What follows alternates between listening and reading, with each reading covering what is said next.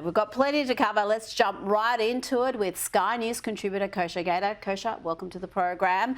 Now, last night we explained why the gender wage gap report should not be taken seriously after segments of the media failed to spot the massive holes in this report. And more cracks are appearing in the Workplace Gender Equality Agency's ranking of the best and worst companies to work for in terms of gender pay equality. Janet Albrechtsen writes in The Australian that the data they collected does not compare men and women doing the same job in a company. It is unadjusted for anything that happens in the real world to explain differences between women and men.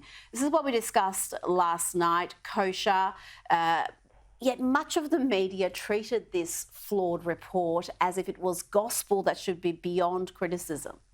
You know, these agencies around the world, this one and their counterparts elsewhere, it almost serves as shaping the opinion of people and kind of providing a veneer for then activists to continue activism rather than actually being research-oriented or data-oriented, because those two factors that you mentioned, anyone who's looked at this issue knows that women make different choices on average in terms of the hours that they work, the types of professions that they choose.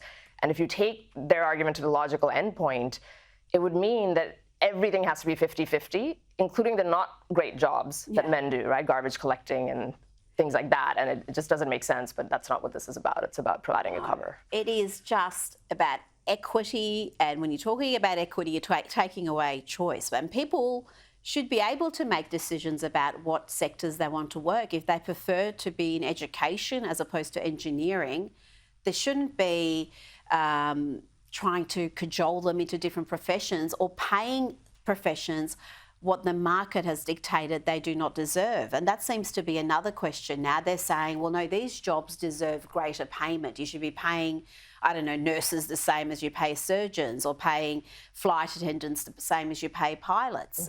But that is just, again, in the real world, not feasible. That's it. I think, you know, if the outcome is fixed, that they want equal pay in all circumstances, then there's only two alternatives: either cajole people, as you said, into choosing exactly the same life and work choices, or pay people differently for the same for different work, and that doesn't make sense. Now, the Deputy Liberal leader, Sussan Ley, she seems to be clueless about why this report is flawed. And I'm pleased to see the scrutiny that is being applied today with the release of this data to organisations in Australia. My message to corporate Australia is it's not good enough to have a morning tea and cupcakes and pink icing if you are not also doing all that you can to promote and support women in your organisation.